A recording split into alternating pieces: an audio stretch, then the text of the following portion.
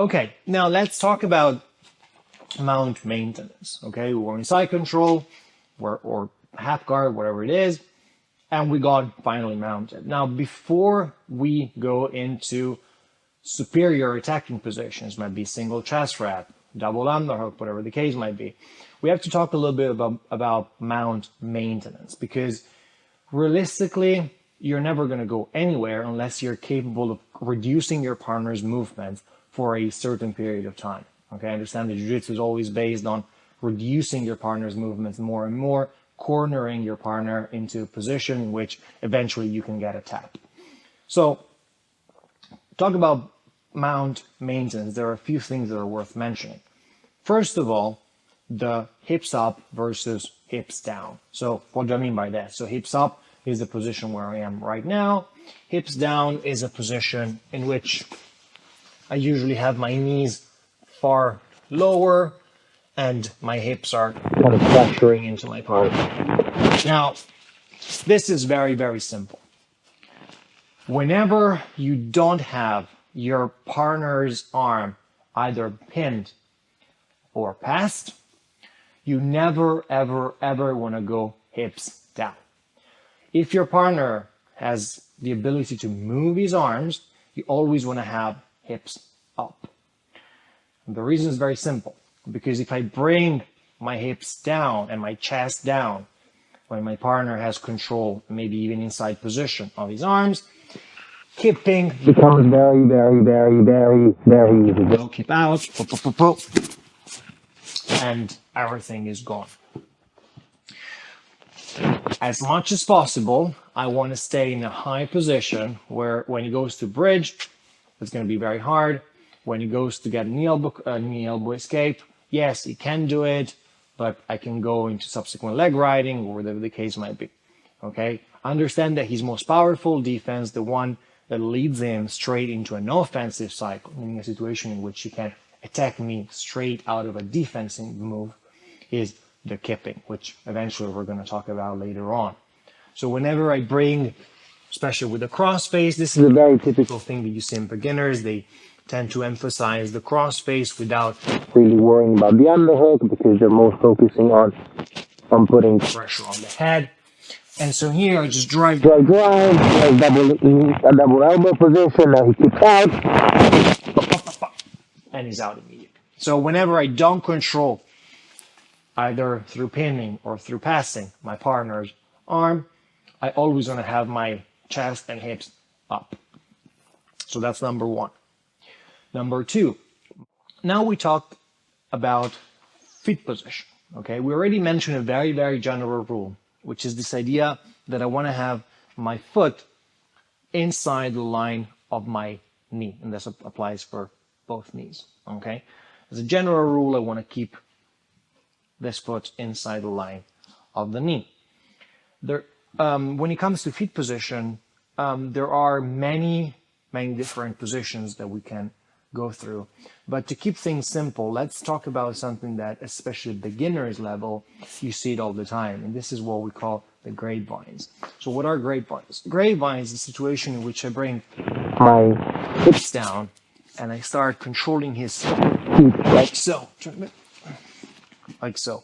And you see this all the time, and especially at beginner level, this gives a very false sense of control over your partners. And the reason why is because, especially at beginner's level, the number one escape from out of mount is just very explosive bridges. And so against very explosive bridges, grapevines work pretty well, because when he goes to bridge, I go and I take away his base of support. When he goes to bridge from here, it's actually pretty tough. Okay? If I time his bridge, I take away his base of support. The problem is that the grapevines work very, very well to take away his base of support and to counter a very strong bridge, except now, as you see, my foot is outside the line of my knee, which means that if he goes to switch from a explosive bridge to a knee elbow escape, which we're going to look up eventually, he's going to pick my foot with his leg, and now I'm basically feed him a very easy escape. Okay, so if you want to use grapevines to counter very explosive bridges, you can, but don't be too overconfident. Okay, use them and get rid of them very quickly. So just when you feel that the bridge is coming, use a grapevine and then hide the feet back inside the line of the knees. Don't hold the grapevine here for too long because you're basically just giving your partner a very, very simple escape. As a general rule, you want to keep your feet inside the line of the knees. Let's talk about countering a bridge a little bit more, because as I said, in the majority of the situations, at beginner's level, people tend to lose mounts because of very explosive bridges, okay? Because you see people maybe even pushing the chest to enhance the power of the bridge, to deliver even more power, whatever the case might be. So this is something that happens, but it shouldn't happen, okay? There are a few ways to avoid and to counter a very strong bridge. Number one is the grapevines, although there is this problem that now you're feeding your partner your foot into a different kind of escape. The single best way to counter a bridge from mount is to move and separate your hips from your partner's hips. Understand that a bridge works insofar as there is weight on your partner's hips. If my body is laying on top of my partner's hips, when he goes to bridge, I feel the full power of the bridge because there's weight on top of it. If I go and I disconnect my hips from my partner's, when he goes to bridge, I barely feel anything. Even if his hips end up touching, whatever the case might be, my hips, my leg, whatever the case might be, they run out of steam, as it were.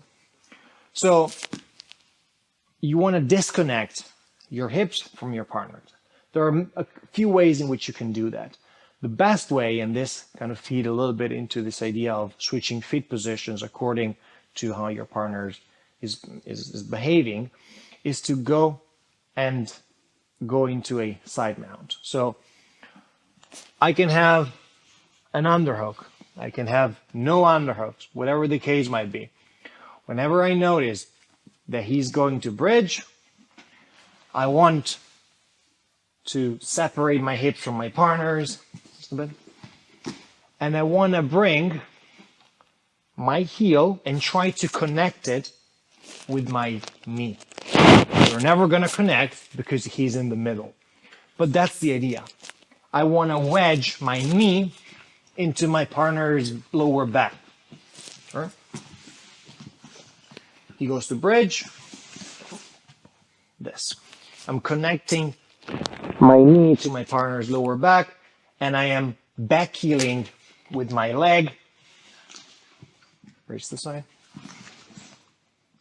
So that now it doesn't matter if he goes to bridge, he can go as bridge explosive as he wants. It doesn't make any difference. Okay. If I don't have an underhook, I can just easily post with my both of my hands, and I can really have a very wide base of support. And bridge, we just don't do anything. I can just ride the bridge out, let my partner get tired, and then eventually I will resettle back into mount. And now I have a much more tired opponent to deal with, which is obviously a flat. If I have an underhook and a crossface, I can either get rid of it if for whatever reason I notice that the bridge is just too strong, or I can post with my head somewhere up here, and I can just do exactly the same thing with my lower body. So he goes to bridge, I try to connect my knee and my heel, I ride out the bridge, go again. This is very, very important. You see the same pattern when we go to counter a bridge from a situation in which we are getting mounted. So isolate the near arm, isolate the far arm, and I go to shin mount, and now he goes to bridge. Because there's no connection between our hips, I barely feel anything, and now I can just go and mount. If I have just mounted and he goes to bridge, again, I separate my knee, my hips to my partner's. Now you see, my knee is a little bit higher, is wedged behind my partner's upper back, but the same is the same. It's just because I'm just higher, but that's the same idea. I want to move and separate my hips from my partner's.